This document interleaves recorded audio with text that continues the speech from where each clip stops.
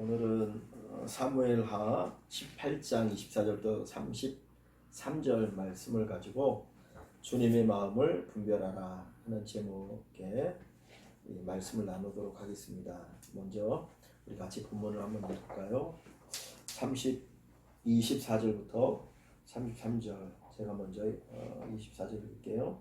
때에 다윗이 두 문 사이에 앉아 있더라. 파수꾼이 성문 위층에 올라가서 눈을 들어 보니 어떤 사람이 홀로 달려오는지라. 파수꾼이 외쳐 왕께 아뢰매 왕이 이르되 그가 만일 혼자면 그의 입에 소식이 있으리라 할 때에 그가 점점 가까이 오니라. 파수꾼이 본즉 한 사람이 또 달려오는지라.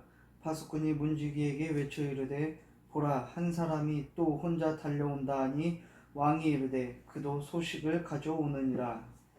파수꾼이 이르되 내가 보기에는 앞선 사람의 다름질이 사독의 아들 아히마아스의 다름질과 같으니이다 하니 왕이 이르되 그는 좋은 사람이니 좋은 소식을 가져오느니라 하니라. 아히마아스가 외쳐 왕께 아뢰되 평강하옵소서 하고 왕 앞에서 얼굴을 땅에 대고 절하며 이르되 왕이 하나님 여호와를 찬양하리로소이다. 그의 손을 들어 내 주 왕을 대적하는 자들을 넘겨 주셨나이다 하니 왕이 이르되 젊은 압살롬은 잘 있느냐 하니라. 아히마아스가 대답하되 요압이 왕의 종 나를 보낼 때에 크게 소동하는 것을 보았사오나 무슨 일인지 알지 못하였나이다 하니 왕이 이르되 물러나 거기 서 있으라하며 물러나서 서 있더라. 구스 사람이 이르러 말하되 내 주 왕께 아뢰 소식이 있나이다. 여호와께서 오늘 왕을 대적하던 모든 원수를 갚으셨나이다 하니 왕이 구스 사람에게 묻되 젊은 압살롬은 잘 있느냐. 구스 사람이 대답하되 내 주 왕의 원수와 일어나서 왕을 대적하는 자들은 다 그 청년과 같이 되기를 원하나이다 하니 같이 봅니다. 왕의 마음이 심히 아파 문 위층으로 올라가서 우니라. 그가 올라갈 때에 말하기를 내 아들 압살롬아, 내 아들, 내 아들 압살롬아, 차라리 내가 너를 대신하여 죽었더면 압살롬 내 아들아, 내 아들아 하였더라. 아멘. 예, 오늘은 주님의 마음을 분별하라 하는 제목을 가지고 함께 나누는데요. 먼저 한번 앞에 있는 말씀을 나눠볼까요? 정의롭게 행하려 했으나 지혜롭지 못해서 갈등을 겪는 경험이 있다면 속으로 번들과 함께 나눠보세요. 그랬습니다. 어떻게 보면 이제 정의와 지혜의 이 두 관계에 대한 이야기인데 혹시 뭐 이런 경험이라든가 뭐 이렇게 얘기 나눠볼 만한 게 있을까요? 저는 좀 개인적인 일이긴 한데 그 아내가 어떤 잘못 행동했을 때 그 장모님께 좀 그런 행동을 했을 때 그 잘못을 지적하는 것도 좋았는데 먼저 아내의 마음을 헤아리지 못해가지고 화를 내고 조금 다퉜던 경험이 있습니다. 그래서 이런 걸 할 때도 상대방의 마음을 먼저 헤아리는 것이 먼저구나라고 또 배웠던 적이 있었습니다. 네. 저는 정의라고 할 수도 있고 없을 수도 있을 것 같은데 제가 이제 신대원 때 이제 축구 대회를 한번 나갔다가 이제 제가 이제 선수 선발을 할 수 있는 이제 한마디로 이제 감독 자리에 있으면서 대회 나가서 이제 저는 이제 다른 이제 팀원들을 다 공평하게 이제 게임에 이제 투입을 하려고 이제 나름대로 전술을 짰는데 저는 이제 공평하게 운동을 하게끔 하려고 했는데 이제 이제 팀원들에서는 왜 그러느냐, 그래도 이겨야 되지 않겠느냐라고 하는 그런 부분들에 있어서 좀 저는 나름대로 공평하게 좀 정의롭게 이렇게 뭔가 일을 처리하려고 했지만 그런 부분들이 좀 팀원들한테는 지혜롭게 비춰지지 못한 것 같아서 갈등 아닌 갈등을 겪은 적이 있었습니다. 예. 그리스도인이 정의롭게 사는 것은 당연하죠. 그리고 정의로운 사회를 이루어야 되는데 또 정의로운 공동체 그것을 어떻게 이루느냐 그 이루어가지는 그 방법에 지혜가 필요하다는 얘기를 하게 되는 것 같아요. 그래서 무조건 그냥 목표가 오르니까 무조건 이 방법이 저 방법을 해도 된다가 아니라 가장 적절한 방법을 찾는 것이 어떻게 보면 지혜가 아닐까. 아까 마음 다스리는 것도 있겠고 김강사님 얘기하는 부분도 있는데 그래서 그것이 이렇게 지혜 지혜를 얘기하는. 그래서 예수님께서 제자들을 보내시면서 그 처신할 때 비둘기처럼 순결하고 뱀처럼 지혜로우라. 그러니까 비둘기처럼 순결한다는 말을 이렇게 정의로 얘기할 수 있잖아요. 옳은 거니까, 그렇죠? 근데 거기에 더불어서 주님께서는 또 지혜도 뱀처럼 지혜로움을 얘기하셨죠. 이 두 가지를 잘 우리가 조화시킬 수 있는 것이 필요하다는 걸 얘기해 주는 것 같아요. 자, 1번을 한번 보면 다윗은 전쟁터의 소식을 기다리며, 그러니까 사실 지금 이 얘기는 압살롬이 반역을 일으켜서 다윗이 이제 먹어서 도망갔는데 이제 그 아들 요압 장군이 군사들을 이끌고 가지고 아들 압살롬의 군대하고 지금 싸우는 거죠. 그런 상태에서 어떤 결과가 있게 되어지는 것인가, 그걸 기다리고 있는 상태를 얘기하는 거죠. 그래서 다윗은 전쟁터의 소식을 기다리며 어디에 서 있었습니까? 이때 다윗의 심정은 어떠했으며 이를 통해서 알 수 있는 성도를 향한 하나님의 마음은 무엇입니까? 자, 그랬는데 여기 보면 우리 1번 서원사님부터 한번 좀 얘기 나눠볼까요? 말씀 먼저 네.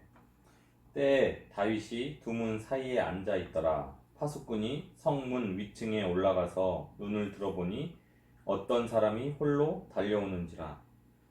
다윗은 두 문 사이에 앉아 있었다라는 것을 통해서 어떤 전쟁터로부터 어떤 소식이 들려오기를 간절히 기다렸다는 것을 또 알 수 있습니다.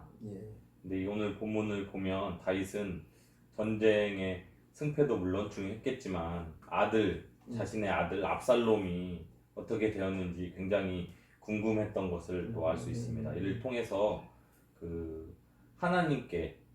하나님께서는 성도를 향해서 성도들이, 당신의 자녀들이 돌아오기를, 다시 하나님께 마음을 돌이켜서 돌아오기를 기다리고 계시구나라고 또 알 수 있는 것 같습니다. 김광선님 볼 때 뭐 특별히 더 하고 싶은 얘기는 없나요? 그러니까 아까 이건 이제 하나님의 마음과 연결해서 얘기하니까 마치 그 탕자 이야기에서 그 집을 나간 그 둘째 아들을 기다리는 동구 밖까지 나가서 항상 기다리고 있는 그 아버지의 모습과 이 어떻게 보면 다윗의 모습하고 좀 비슷한 것 같아요. 그러니까 그 반란은 진압돼야 되지만 한쪽으로는 그 아들 압살롬이 무사하기를 또 이렇게 바라는 그런 아버지로서의 또 그 다윗의 모습, 그런 부분을 우리가 좀 더 생각해 볼 수 있죠. 자, 그다음 2번을 보면 파수꾼이 아히마아스가 오고 있다는 소식을 다윗에게 알렸을 때 다윗은 아히마아스가 어떤 사람이라고 평가했습니까? 성도는 주변에서 어떤 평가를 받아야 할까요? 자, 27절을 읽고 한번 얘기해 볼까요, 김 강사님? 파수꾼이 이르되 내가 보기에는 앞선 사람의 다름질이 사독의 아들 아히마아스의 다름질과 같으니이다 하니 왕이 이르되 그는 좋은 사람이니 좋은 소식을 가져오느니라 하니라. 다윗은 아히마아스가 좋은 사람이라고 이렇게 평가를 했습니다. 이는 아마도 다윗이 아히마아스에 대해서 가지고 있는 그런 기본적인 아히마아스에 대한 생각 자체가 그렇게 부정적인 게 아니라 긍정적인 거라고 이렇게 볼 수가 있을 것 같고, 이를 통해서 성도는 주변에서 어떤 평가를 받아야 하겠습니까? 라는 이 질문에는 이와 마찬가지로 과연 성도가 우리 성도 교회 안에서뿐만이 아니라 이 세상 가운데서도 많은 이웃 사람들에게 과연 저 사람은 성도로서 과연 본이 되는 사람인가, 아니면은 그냥 교회만 다니고 있는 그런 허울뿐인 사람인가 라는 이런 두 갈래 길에서 저희는 먼저 본이 될 수 있는 사람이라는 평가를 받아야 할 것 같습니다.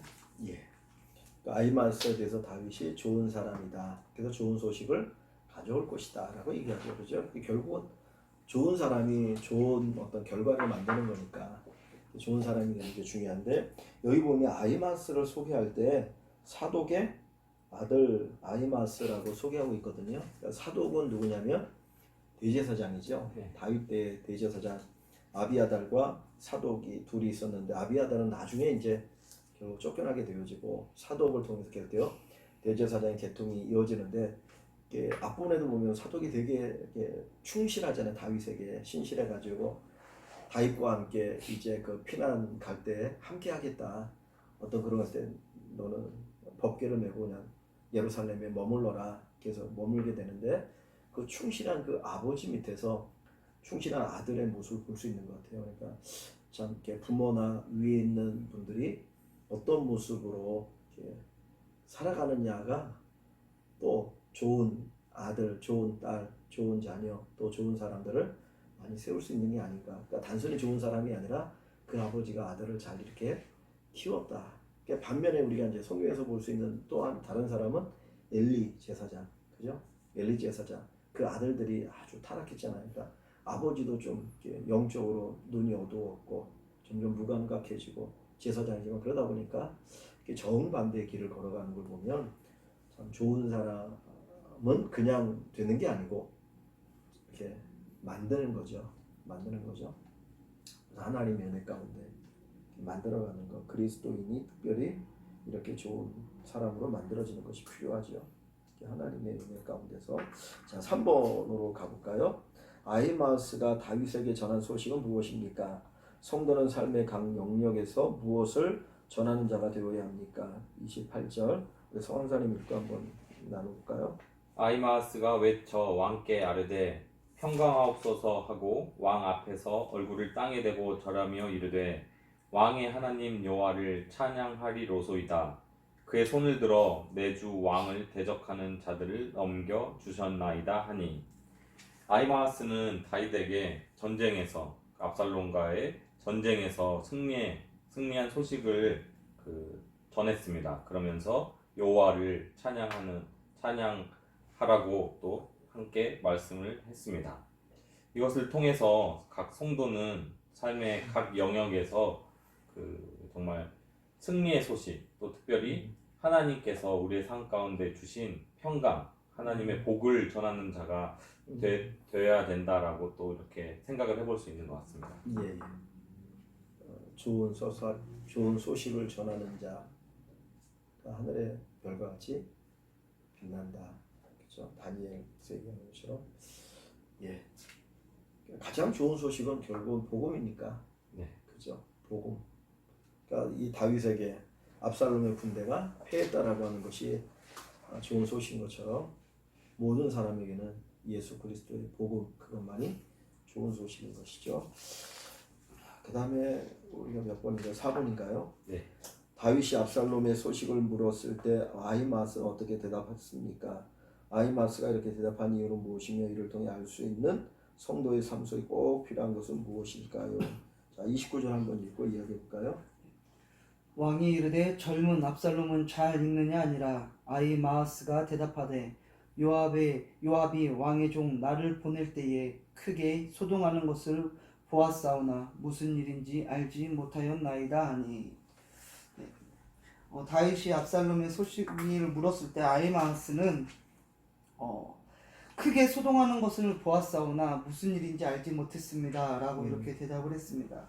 근데 아히마아스가 이렇게 대답한 이유는 분명히 19절에도 아히마아스가 내가 빨리 왕에게 가서 여호와께서 왕의 원수 갚아주신 소식을 전하게 하소서라고 분명한 거는 압살롬이 죽은 것을 알고 있었다라는 것을 19절에서 나와 있지만 이를 통해서 적어도 이 아히마아스가 신하된 자로서 이 다윗이 압살롬에 대한 그런 마음이 어떠한지를 알고 있었다라고 보여주고 있습니다. 그래서 아마 제가 본문을 보면서 느낀 거는 아히마아스가 신하된 자로서 좀 다윗 왕에게 좀 다윗 왕을 좀 마음을 좀 이해하기 좀 뭔가 배려하기 위한 그 마음을 좀 그런 마음에 배려하기 위한 마음이 있어서 좀 이렇게 대답한 것이라고 보여주고 또한 이를 통해서 알 수 있는 것은 성도의 삶 속에서 꼭 필요한 것은 성도라고 해서 늘 항상 직설적으로 이렇게 항상 말을 하는 것도 필요할 때도 있겠지만 또 한편으로는 가장 중요한 것은 다른 사람에 대한 배려, 또한 이해심, 이런 것도 우리 성도의 삶 가운데 꼭 필요한 것이라고 보여주고 있습니다. 예. 여기서 이제 우리가 생각해 볼 게 그 다윗에 대해서 생각해 보면 다윗의 그 모습이 두 가지잖아요. 하나는 왕으로서의 다윗이고 하나는 아버지로서의 다윗이잖아요. 그러니까 압살롬이 반역을 일으켰는데 그 압살롬이 왕의 입장 보면 역적이고 그러니까 당연히 죽어야 될 그런 존재이고 또 아버지에게 있어서 또 아들로서의 압살롬이기 때문에 그 다윗은 두 가지의 이제 이런 어떤 감정이 있는 것이고 그런 속에 생각되어야 되는 거잖아요.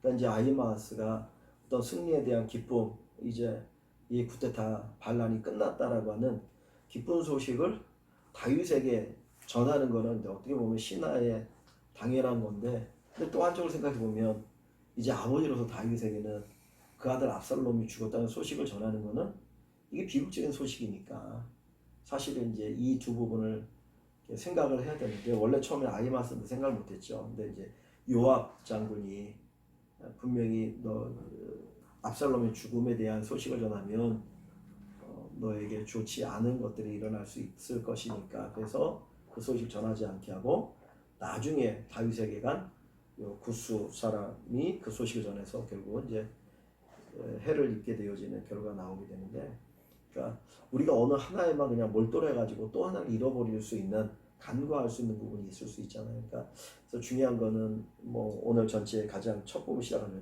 정의를 세우는 게 중요한데 정의를 어떻게 세우느냐, 그 세우는 과정을 잘 세워나가는 건데 거기에 필요한 것이 지혜다. 그래서 이제 아히마아스가 그 요압의 조언을 듣고 이야기할 때 분명히 승리한 것은 알겠는데 제가 그것까지는 잘 모르겠습니다라고 하고 요언을 남겨놓는 거거든요. 그러니까 이제 어떤 우리가 특히 이제 앞에서 리더가 되거나 지도자가 될 때 정말 더 중요한 것이 그 목표가 좋다고 해서 무조건 그냥 돌격 앞으로만 해서 되는 건 아니니까 조금 더 지혜를 가지고 그 상황을 살펴보고 아니면 거기에 있는 이제 구성원들이라든가 환경이라든가 또 여러 가지를 좀 살펴보면서 가장 적절한 그런 것들을 이렇게 만들어가는 것이 필요한 것 같아요. 그러니까 단순히 사람이냐 아니면 일이냐 그 둘로 나눠서 생각하는 게 아니고 그 두 가지를 잘 조화롭게 만들어가는 그 지혜가 필요하다는 걸 여기서 또 우리가 생각해 볼 수 있을 것 같아요. 그래서 참 그게 이제 지도자가 가장 힘든 것 가운데 하나가 아닌가. 그 다음 5번을 봅니다. 압살롬이 죽었다는 소식을 들은 다윗은 어떻게 반응했습니까? 성도를 향한 하나님 아버지의 마음에는 무엇이 있을까요? 33절. 예. 한번 예. 왕의 마음이 심히 아파 문 위층으로 올라가서 우니라. 그가 올라갈 때 말하기를 내 아들 압살롬아, 내 아들 압살롬아, 차라리 내가 너를 대신하여 죽었다면 압살롬 내 아들아 하였더라. 그 구스 사람으로부터 압살롬이 죽었다는 소식을 들은 다윗은 너무 슬퍼서 마음이 심히 아파서 문 위로 올라가서 통곡을 하는 장면을 또 이 33절 말씀에서 보고 볼 수 있습니다. 이를 통해 그 다윗이 비록 왕에 대한 반역자였지만 아들을 잃은 그 마음이 너무나도 아팠고 슬퍼하는 그런 마음을 볼 수 있는데, 이를 통해서 그 하나님 아버지께서는 그 당신의 자녀들이 정말 사랑한다는 것을 또 우리가 알 수 있고, 비록 그 모든 인간들이 하나님에 대한 반역으로 죄로 말미암아 죽을 수밖에 없다는 그런 처지도 보여주는 것 같고, 그래서 너무 사랑하시지만 또 그 죄에 대한 반역에 대한 대가는 사망이라는 것을 또 보여주지만, 그러기 위해서 또 우리에게 하나님이 친히 독생자 예수 그리스도를 대신해서 죽게 하신 그 사랑이 오늘 또 요 33절에 또 잘 통해서도 알 수 있는 것 같습니다. 예. 그러니까 이제 여기에 그 33절에 나타난 다윗의 마음은 왕이기 이전에 아버지로서의 마음이 더 깊이 나타나고 있죠. 그러니까 저희 33절 보니까 내 아들이라고 하는 단어가 5번이 나와요. 내 아들, 내 아들, 내 아들, 내 아들. 그러면서 중간에 내가 너를 대신하여 죽었다면 좋았을 거를, 내가 너를 대신하여 죽었으면 좋았을 것을. 그러니까 사실 압살롬이 다윗의 아들이지만은 지 아버지를 죽이고 자기가 왕이 되려고 했던 그런 이제 아들이잖아요. 그러니까 사실 율법으로 보면 이 압살롬은 돌로 쳐 죽여야 되는 엄청난 죄를 지은 사람이라, 그런데도 아버지의 마음은 그게 아닌 거예요. 그죠? 자기 자식이기 때문에 내 아들, 내 아들, 내 아들 그 5번 하면서 하는 얘기가 내가 너를 대신해서 죽으면 좋았을 것을 이라고 얘기하는 거 보면 아, 이게 부모의 마음이구나 하는 걸 깊이 생각하게 되어지죠. 이제 또 이제 이게 단순히 부모의 마음일 뿐 아니라 아까 얘기했던 것처럼 하나님의 마음이 우리를 향한 하나님의 마음이 그런 거구나. 그러니까 그거를 잘 보여주는 게 이제 십자가죠. 그래서 로마서에 보면 예수님께서 우리가 죄인 되었을 때, 그 다음 더 나아가서 원수 되었을 때, 하나님 원수 되었을 때 우리를 위하여 십자가 죽으심으로 하나님의 사랑을 확증했다. 그거 보면 이 압살롬을 바라보면서 눈물 흘리는 다윗의 그 모습이 우리 죄인인 인간을 바라보는 하나님의 마음, 하나님의 눈물을 보여주는구나 하는 것을 더 깊이 생각이 되어지는 것 같아요. 자식은 부모의 사랑을 몰라도 부모는 그런 자식도 사랑하는데 그게 하나님의 마음을 우리에게 알게 하시는 하나님의 놀라운 또 섭리의 방법이겠죠. 그죠? 예, 그래서 여기 보면 이제 조금 약간 흐름은 다르지만 우리가 어떤 사람이 되는 거냐. 좋은 사람.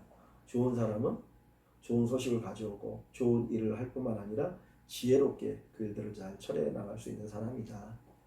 또 하나 이제 생각하는 것은 하나님의 마음이 어떤 마음이냐. 다윗과 같은 마음, 자식을 위해서 한없이 그냥 자기 자신이 죽어질지라도 그 아들을 살리고자 하는 그런 마음이 하나님의 마음이구나 하는 걸 우리가 생각해 봅니다. 자, 1번 나눔 1번 보면 나는 주변 사람들에게서 좋은 사람이라는 평가를 받고 있습니까? 그리고 좋은 소식을 전하고 있습니까? 최근 나의 삶에 일어난 일들을 함께 나눠봅시다 했는데 혹시 뭐 여기 나누어 볼 만한 게 있는가요? 사람들이 어떻게 우리를 평가하는가? 그건 내가 얘기하고 되는 문제가 아니건데. 주변 사람들 모두는 아니지만 저는 이제 결혼한 지 얼마 안 돼서 이제 그 처가 식구들하고 이제 또 집도 멀지 않아서 자주 접하게 되는데 이제 장인 어르신이랑 장모님이랑은 그래도 제가 가서 얘기도 많이 하고 또 그러면서 싫어하시진 않는 것 같아요. 뭐 대놓고 참 좋다라고 평가는 안 하셨지만 근데 과연 좋은 소식을 전하고 있는가에 대해서는 저도 어느 정도 기도는 하고 있지만 특별히 장인 어르신이 아직 그 예수님을 믿지 않아서 그 부분을 좋은 사람에서 머무르지 말고 좋은 소식, 복음을 정말 전했으면 좋겠다라는 마음을 또 생각해 보게 되는 것 같습니다. 그 얘기하니까 이제 떠오르는 게 고린도 전서에서 바울이 믿는 아내로 인해서 불신 남편이 하나님 믿을 수 있지 않겠느냐. 네가 잘 신실하게 살아가면 그 모습을 보고 불신 남편이 하나님 살아계시구나. 예수가 구원자시구나. 그리고 믿게 되어질 것이다 라는 얘기를 하는데 또 연계해서 생각이 가능한 말씀이네요. 우리 김 강사님 뭐 여기에 할 얘기 있어요? 제가 좋은 사람을 평가하기는 좀 그렇다면 그냥 제가 좋은 소식을 전하고 있습니까? 라는 이 질문 앞에 고민을 해보면 좋은 소식을 분명히 전해야 되는 자리에 있음에도 불구하고 요즘에 여러 가지 일어나는 일들에 대해서 특별히 이제 교회에 대한 많은 비판들이 좀 사회적으로 많이 일어나는데 저도 여기에 오히려 동조하는 모습들이 있는 것을 보면서 좋은 소식을 전하는 것이 아니라 같이 비판하고 있는 자리에 있진 않는가 그런 제 자신을 좀 돌아보게 됐습니다. 하여튼 그 좋은 소식이라는 게 꼭 성경이 복음만은 아니겠죠. 듣는 사람들에게 유익이 되어지는 것, 그러니까 지혜롭게 유익을 줄 수 있는 그런 말들이 이제 좋은 소식이니까. 예. 그러니까 우리가 하여튼 좋은 얘기를 많이 하는 게 중요하죠.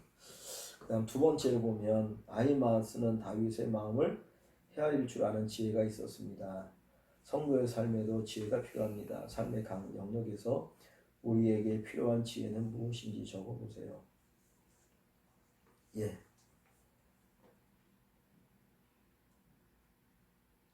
예, 지혜, 삶의 지혜에 대한 얘기를 했는데, 예, 뭐 나눌 만한 부분이 뭐가 있습니까?